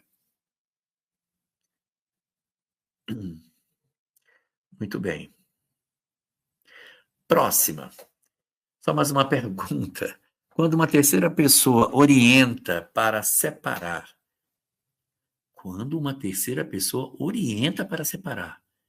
ela se encaixa no não separe o homem o que Deus juntou? Quando uma terceira pessoa orienta para separar, ela se encaixa... Não entendi a pergunta. Ela se encaixa no não separe o homem o que Deus juntou? Está dizendo o seguinte, uma pessoa está sugerindo que as outras duas separem, então ela está infringindo esse mandamento? Eu não sei, depende muito das circunstâncias, né? Ou seja, a Carol está dizendo que é quando um amigo sugere a separação. Não sei, de repente esse amigo está até ajudando. Imagina uma mulher que está apanhando todo dia, e ele diz, procura a delegacia da mulher, você tem que separar dele. Procura uma proteção para você, não pode ficar nessa situação. Ele não está se encaixando no separeis o que Deus juntou, né? Ele pode orientar para ela assim, acho que você pode ir para um local e aí levar ele para um aconselhamento psicológico, quem sabe ele não melhora e tal. Então, se você está passando por uma situação crítica e um amigo sugere isso, de repente ele não está ferindo esse mandamento, né? Agora, se a pessoa diz, marido pega no seu pé, larga dele, você tem que se amar, Isso aí realmente a gente está conspirando contra a harmonia da família. Os casamentos, eles oscilam, gente. Os solteiros têm uma tendência de achar que depois de casa fica tudo lindo, maravilhoso. O casamento oscila, tem horas que ele faz assim, tem horas que ele faz assim, tem horas que a gente pensa que não vai dar mais, aí a gente se reorganiza. Isso é normal. Isso é bastante comum nas relações, a gente ter oscilações na qualidade da relação conjugal. Então, às vezes, o casamento pode não estar bem, a gente diz assim, não, tem paciência com ele, conversa, senta, bate um papo. Agora, se há qualquer desacerto, fulano não gosta dele porque ele aperta a pasta de dente no meio, eu aperto do fim para o começo.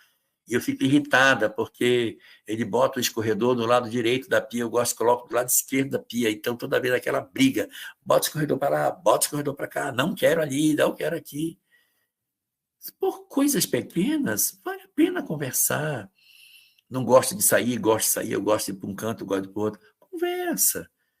É lógico que a gente é diferente, a gente veio de educação diferente, é razoável que a gente seja diferente. Então, eu dizer para a pessoa, você para, você é diferente dele, é uma coisa. A outra é você perceber a pessoa num mecanismo de adoecimento por conta de uma relação complicadíssima, e você, de repente, dizer para ela, pensa na possibilidade de você procurar uma outra alternativa para você, né? Então, aqui o Ailton, só ler aqui o que o Ailton colocou, eu li um certo livro que a amiga sugeriu que a outra matasse o amigo, e ela assim o fez e deu uma confusão no desencarne de todos com o tempo. Pois é, né? São sugestões terríveis, não vale a pena. A gente tem que pensar muito quando a gente sugere, e a gente também tem que pensar muito quando houve uma sugestão passando pelo crivo da lógica e do pensamento espírita, né? Estela Vasconcelos pergunta: muitos casos eu não vejo como afeto, mas obsessão. Ela está falando das relações opressoras, né?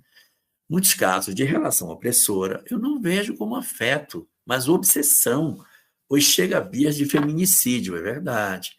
Esses são casos muito dolorosos. E entra como grave na lei de causa e efeito. Porque, de certa maneira, é um processo de desequilíbrio emocional, né? Você tem pessoas narcisistas que elas não suportam. Às vezes elas são extremamente carentes e a negativa do outro, da comunhão afetiva, faz com que desperte nela uma sensação de rejeição absurda. Ela quer matar o parceiro. Não aceita o parceiro com outra pessoa porque ela se sente abandonada. Então, no fundo, é um problema de baixa autoestima.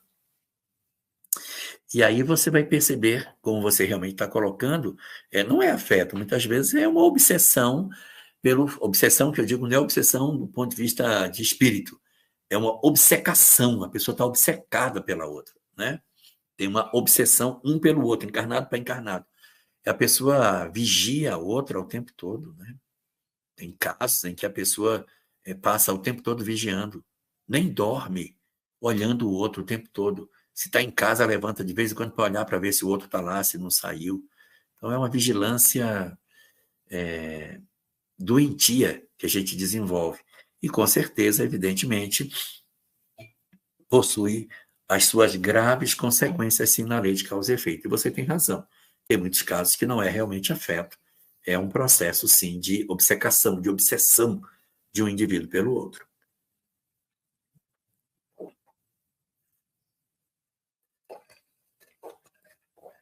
Alexandra Oliveira. Seja muito bem-vinda, Alexandra. Eu acho que é a primeira vez que eu vejo você por aqui. Em uma programação onde A deveria casar com B, mas eles se casam com outros parceiros e depois de alguns anos A fica viúvo e B se separa. Pode ser que esta programação ainda aconteça? Sim, eu conheço casos assim. Eles se conheceram quando jovens, namoraram, aí se desentenderam nesse período, cada um casou para um lado, os anos se passaram, eles se reencontraram depois de adultos, ambos já separados, e eles se juntaram. E foi curioso, porque um trouxe 2 filhos, e ela trouxe 2, eles têm hoje 4. e não tem nenhum deles. Os filhos são dos outros casamentos. Ele trouxe os 2 filhos do casamento dele com a primeira esposa, e ela trouxe os 2. Então, o casal tem 4 filhos, nenhum é deles. E os 4 meninos moram com eles. Né? Agora, isso não quer dizer que essa experiência vai acontecer com todo mundo. Tem muitas vezes que a gente tem uma programação de A para casar com B, e aí acontece que A e B não se casam, A vai casar com outra pessoa, B se casa com outro, e, meu amigo, já era, não casa mais. Às vezes até separam, mas um está morando lá em Votuporanga, o outro foi para Paraíso do Tocantins, não vão se encontrar mais, nem sabe mais, nem se procura nas redes sociais. Rede social tem reencontrado muita gente. Tá? E aí eles nem se veem mais e cada um segue sua vida. Então, aquela programação desenhada acaba não acontecendo. Que mais? No caso de um segundo casamento sem filhos, os filhos do primeiro casamento, como fica a concepção de família? Do mesmo jeito. Porque o que faz uma pessoa ser filho não é a geração. Né? Tem tantos filhos adotivos. Então, vai ser um filho que não foi gerado no ventre. E se a gente for de maneira bem rigorosa dentro disso, nós vamos chegar à conclusão, Ariadne. Nossa, você é Ariadne, a moça do novelo de lã, abandonada por Teseu, depois que ela tirou ele dentro do labirinto. Então, Ariadne, se a gente for pensar de maneira bastante rígida, a gente vai dizer que todo mundo é adotivo, né? Claro. Uns foram adotados depois de nascidos e outros foram adotados quando a gente concebeu. Então, quando uma mulher ela engravida de uma criança, ela adotou. Porque ela adotou aquele espírito que é pré-existente para nascer no ventre dela. Mas ele é adotivo, o pai dele mesmo é Deus. Eu sou irmão. Mas eu posso adotar uma criança depois de nascida, né? Então, todo mundo é adotivo, ninguém é biologicamente filho de nosso pai e da nossa mãe. Eles nos deram o corpo, mas o espírito sopra de onde quer, segundo Jesus, né? O corpo vem do corpo. Então, no caso de um segundo casamento sem filhos, os filhos são do primeiro casamento. Como fica a concepção de família? Normal. Alteração, zero. Filho igual a qualquer outra coisa. Tranquilo.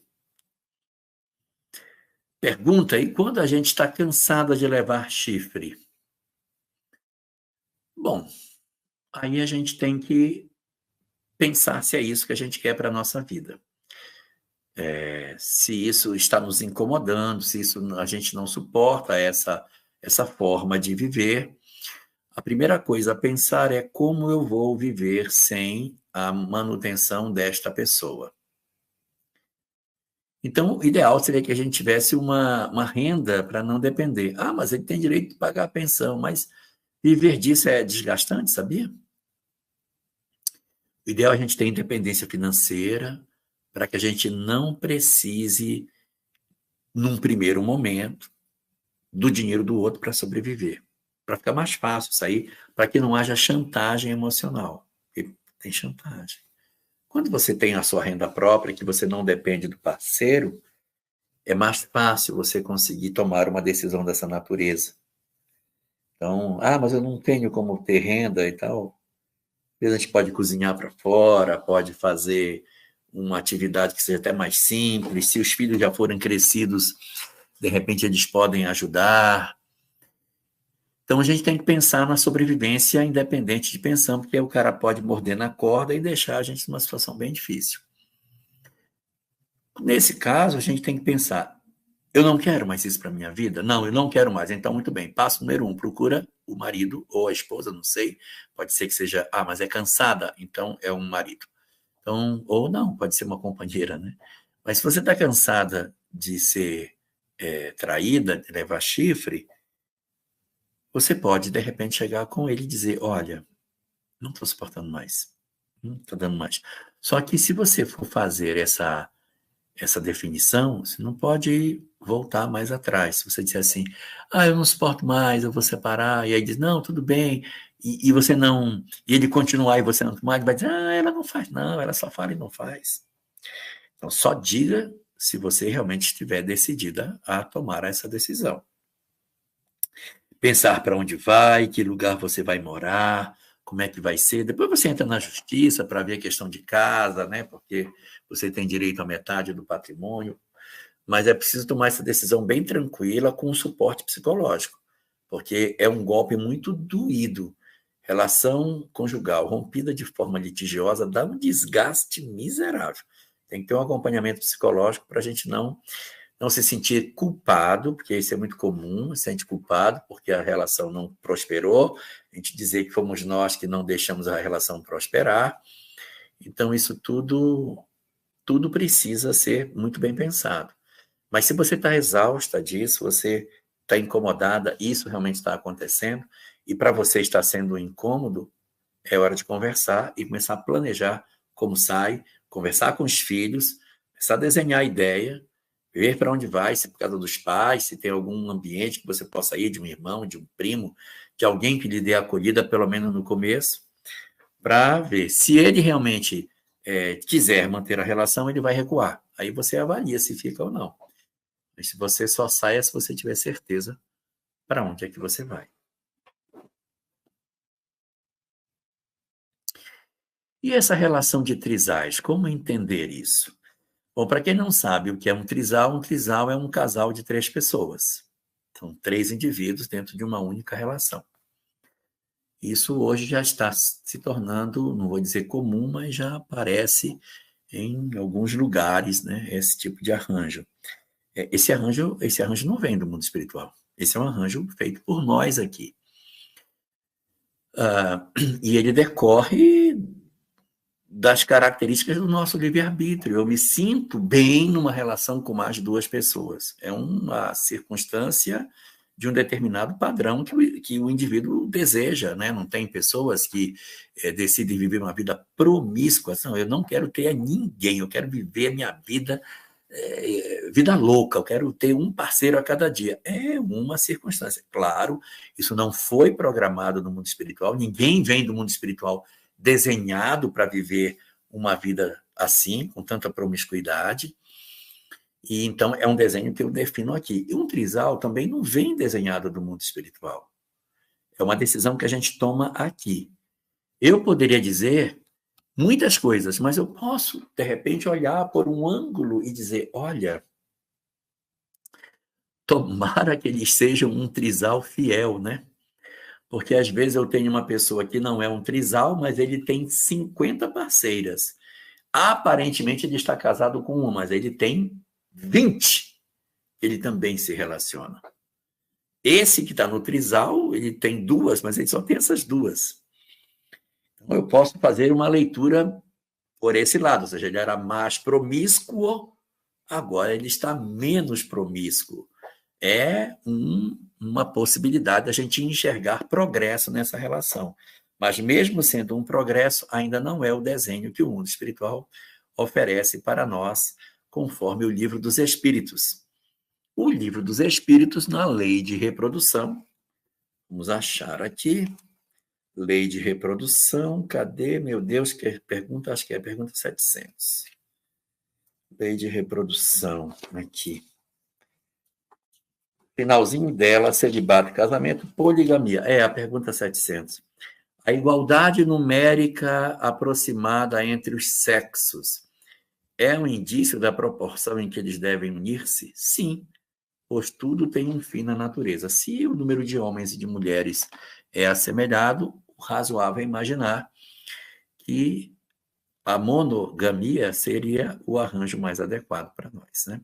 É lógico que pela nossa composição familiar, pelas nossas condições de livre-arbítrio, exige os arranjos homoafetivos, existe trisal, existe relacionamentos abertos que correm por conta da liberdade das pessoas e todo mundo tem o direito de ter a vida como bem quiser. Eles têm direito de ser. É o direito do livre-arbítrio das pessoas. Né? As pessoas terem esse tipo de coisa. A gente não sabe como era a vida dos outros no passado, Então, essa situação do presente pode ser, na verdade, mais meritória em termos de progresso do que eu já fui no ontem. Fala-se que Davi tinha 300 esposas e 700 concubinas. 1000. Mas vamos em frente. Marlene Balieiro disse assim: minha filha tem um filho e agora está querendo separar do marido. Nós, como pais espíritas, devemos dar alguma opinião ou deixar que ela faça o que está querendo fazer? Pergunta 841 para você. Dá uma olhada na pergunta 841. Mas eu vou aproveitar e fazer algumas considerações. Você deve dar uma opinião, você deve mostrar para ela se é que ela se agrada de doutrina espírita. Se ela não se agradar, não adianta falar. Se ela se agradar, a gente mostra o que é que a doutrina espírita fala, mas ela tem que ter o direito de decidir. A sua conversa com ela não pode ser assim: olha, minha filha, eu e seu pai não aceitamos que você se separe, você não pode fazer isso, é um absurdo. Se você fizer isso, você está afastando ela de você. A conversa tem que ser uma conversa realmente de amor. Vem cá, minha filha. O que está acontecendo com você? O que sua mãe e seu pai podem lhe ajudar? Você sabe que você pode contar conosco para o que der e vier, porque nós somos seu pai até debaixo d'água, sua mãe até debaixo d'água. Nós nunca vamos abandonar você e vamos acompanhar você na decisão que você tomar. Então, a gente, quando vai falar com alguém, a gente primeiro desarma a pessoa de achar que a gente vai... Vem cá, eu quero falar umas verdades para você. Pronto, aí a pessoa já se tranca. Então, você primeiro desarma a pessoa. Nós vamos acompanhar você no que você quiser, minha. Então, você primeiro despolicia a pessoa. Você fala para ela que você é parceiro dela. Eu e seu pai, nós estamos à sua inteira disposição no que você precisar, no que for. A gente acompanha você no que for. Aí vem a palavrinha mágica. Mas, aí você vai dizer o que você quer. Que horas que você vai começar a dizer o mas? Quando você observar que ela balança a cabeça afirmativamente. É um sinal de que ela, emocionalmente, reconhece você como parceira dela. Se ela não fizer o movimento balançando a cabeça positivamente, é porque ela não quer ouvir você. Você quer conversar? Minha filha, senta aqui, quero conversar com você. Ah, mãe, pelo amor de Deus, não quero conversar. Tal. Ela não está aberta. Ela não quer ouvir você. Não é por hoje, é porque, de repente, na história que você tem com ela, você já criou um atrito para que ela ache que você quer mandar na vida dela, que você quer governar a vida dela. Você não ouve o que ela tem para dizer. Então, é possível que ela diga: pode falar, estou arrumando aqui, pode falar, estou prestando atenção. Se ela estiver fazendo isso, não está aberto. E não adianta você dizer: senta, quero falar contigo, presta atenção em mim, larga esse celular. Não vai funcionar. Mas se ela for conversar com você, filha, senta aqui, vamos conversar.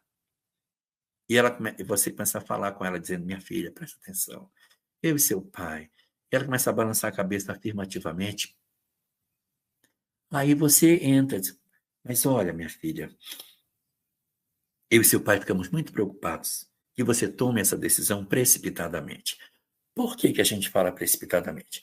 Embora a gente acompanhe você no que você fizer, eu quero te lembrar das questões espirituais que tem. E aí você vai falando das questões espirituais e vai sempre voltando para dizer: mas a gente apoia você no que você fizer. Eu só quero te mostrar as coisas como são.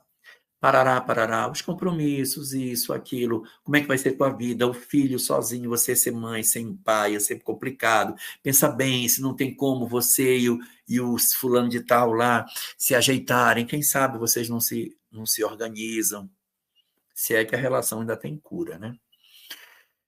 Depois de você dizer tudo isso, você vai para a terceira parte da conversa, em que você volta a elogiá-la, em que você diz assim no final: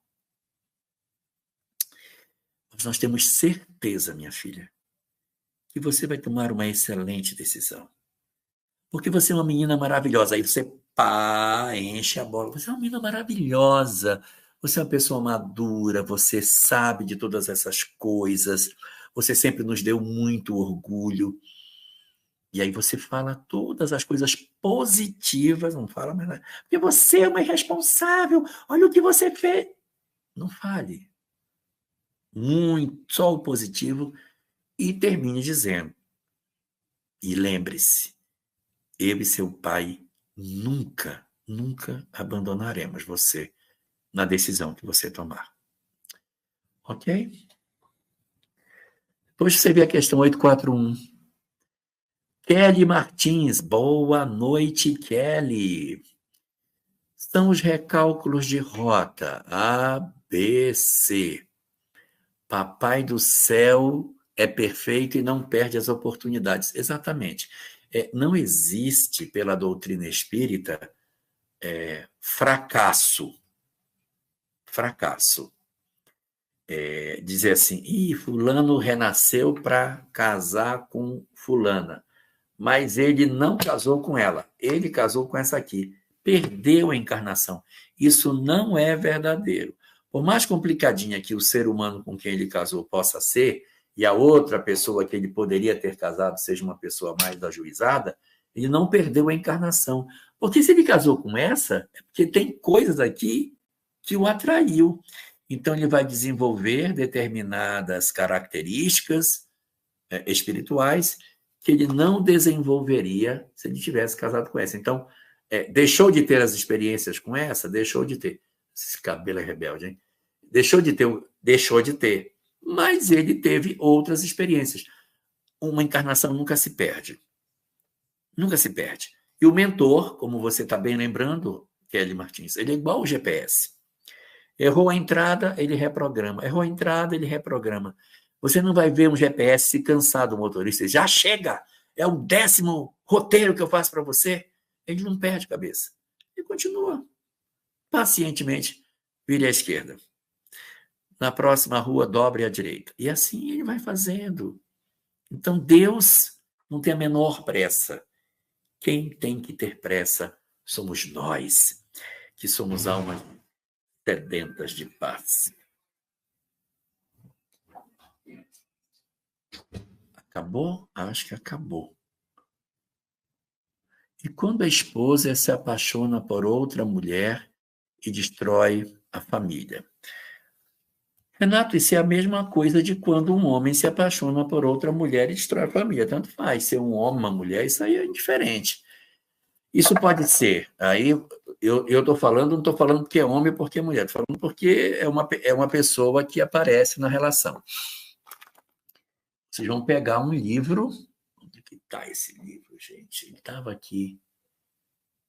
Eu perdi. Está aqui, achei. Tem um livro, não tem nada a ver com a nossa reunião de hoje, mas esse livro aqui é um livro muito legal. Chama-se Depois da Vida, Espíritos Diversos, e olha o médium quem é. Esse sim, é Divaldo Franco. Livro Depois da Vida, pela psicografia de Divaldo Franco, é um conjunto de casos muito interessante. Eu recomendo leitura. São 30 casos, os 10 primeiros horríveis, os 10 seguintes mais ou menos e os 10 últimos maravilhosos. Espíritos depois da morte contando como estão. Então, você tem 10 casos de reunião mediúnica ruins, 10 mais ou menos e 10 bons. Nos espíritos em condição mediana, existe um caso aqui que chama-se Triângulo Amoroso. Eu vou achar isso, achei. Aqui, ó. Triângulo Amoroso, é o capítulo 6 da segunda parte, em que ele vai falar sobre isso. O cara era casado e ele se apaixonou por ela. Você está falando uma mulher aí, mas pode ser homem, pode ser mulher, qualquer coisa. Se apaixona por ela, fruto de um processo obsessivo. Ele larga a mulher e vai ficar com ela, destrói a família.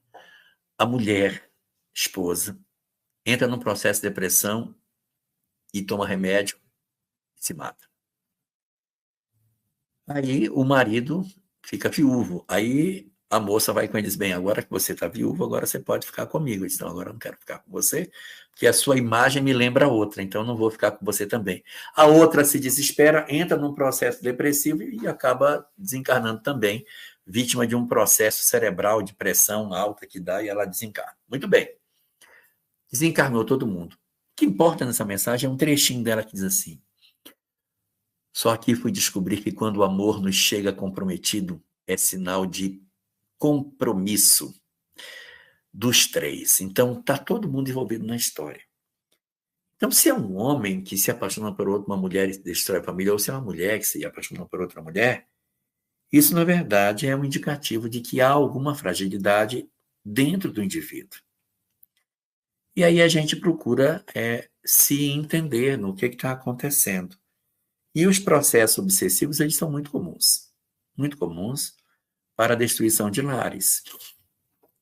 Existe uma mensagem, eu não vou lembrar agora o livro, mas o nome da mensagem é Sexo e Obsessão, em que ele diz assim, Joana de Andes, a autora da mensagem: se você já avançou no campo da sexualidade equivocada e já deu 10 passos, não dê o 11º, volta. Ela diz assim, estuga o passo e volta. Não importa o quanto você já fez de errado, volta. Você já errou, então volta. Tem dúvida sobre a sua conduta?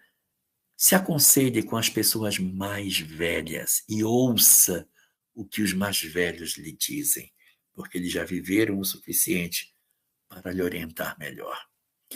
Então, numa circunstância dessa, Renato, em que uma esposa abandona o lar porque se apaixonou por outro, é idêntica à situação em que um homem se apaixona por uma outra mulher e destrói sua família. Não tem diferença nenhuma. Aqui a gente vai encontrar um problema de fragilidade. O que a doutrina espírita nos diz é o seguinte: se você está num relacionamento e se sentiu apaixonado por outro e quer manter um relacionamento com esse outro que está do lado de fora, termine este aqui primeiro. Encerre este, faça a separação, aí você se liga com a pessoa lá. Mas não faça por dentro, porque é complicado a gente fazer isso. Aí entra a frase que eu disse que eu ia ler do livro Vida e Sexo. Agora eu vou ler. Capítulo 45, ante o sexo. A frase é a seguinte, perante o sexo: não queira a sua felicidade ao preço do alheio infortúnio, a lágrima dos outros, porque todo desequilíbrio da afeição desvairada será corrigido à custa da afeição torturada através da reencarnação. Ou seja, não construa sua felicidade em cima das lágrimas dos outros, porque a reencarnação vai encontrar você mais tarde. Temos mais uma? Sirlei Marzani, meu Deus do céu, a mulher que é a torcedora única do Taboão. O time Taboão, lá de Rio do Sul, tem uma torcedora, Sirlei Marzani. Vamos lá.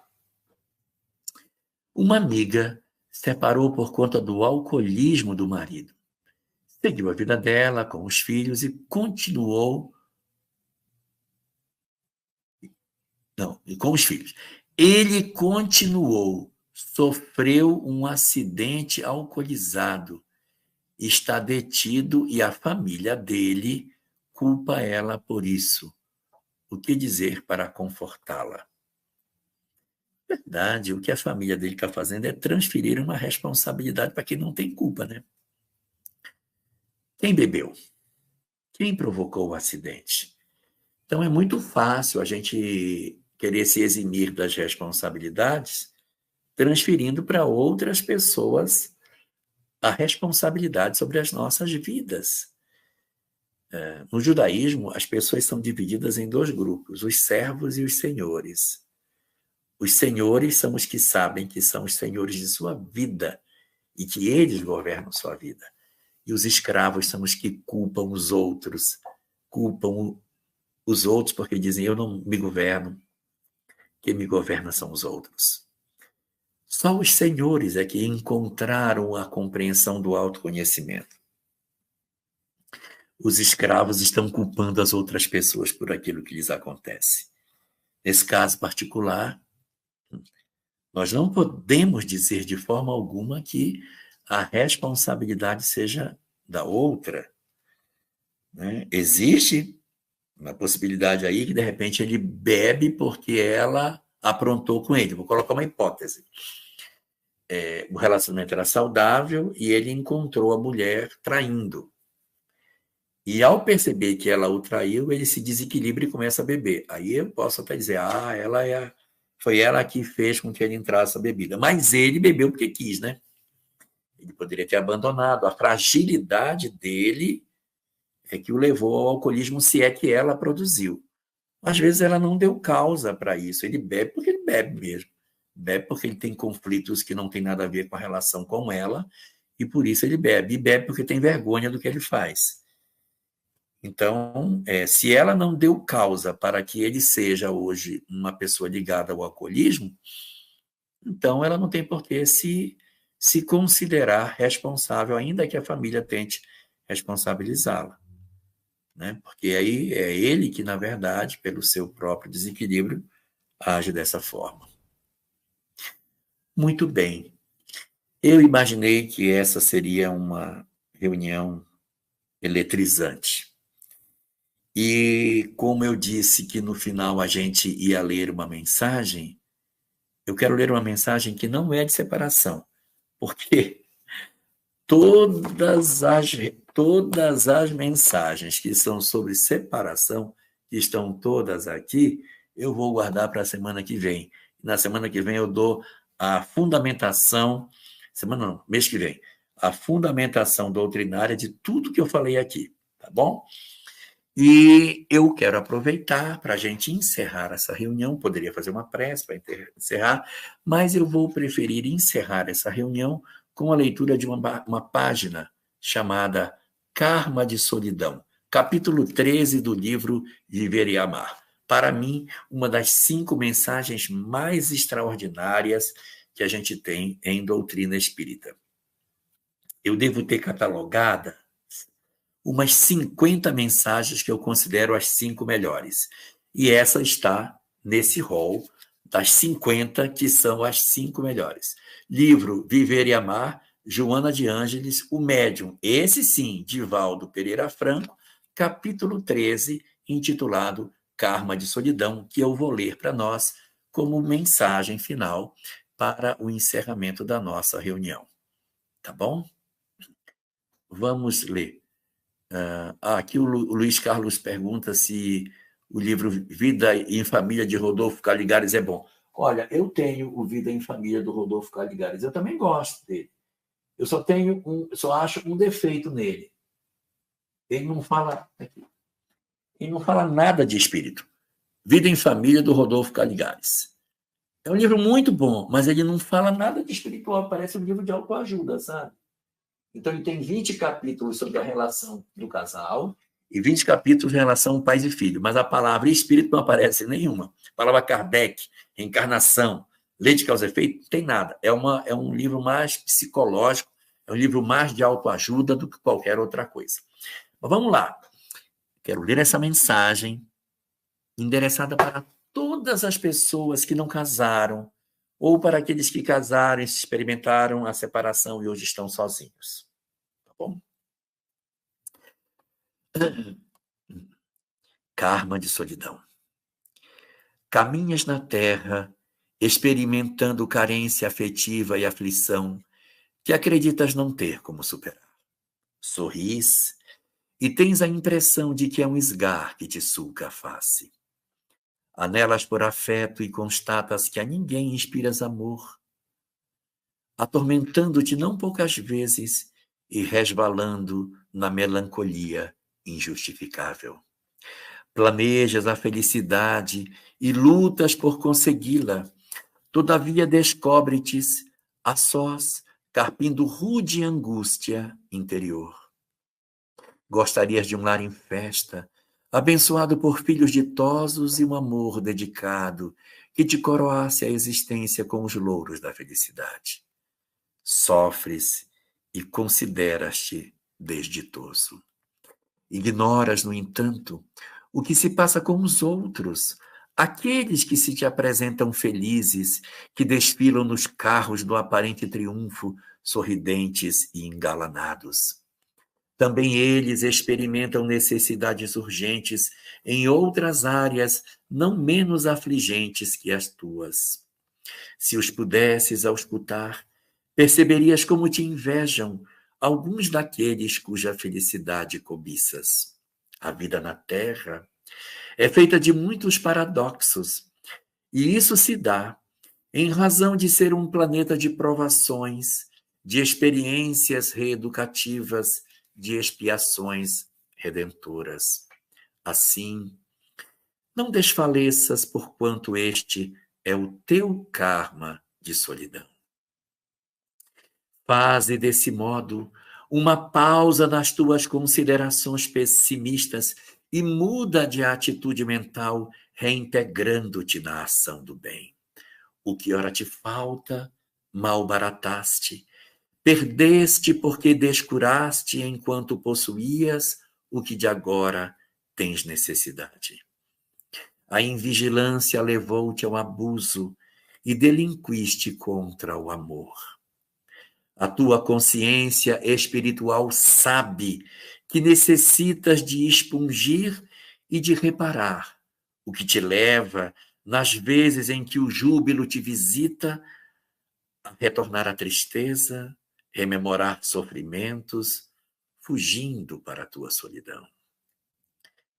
Além disso, é muito provável que aqueles a quem magoaste, não se havendo recuperado, busquem-te psiquicamente, assim te afligindo.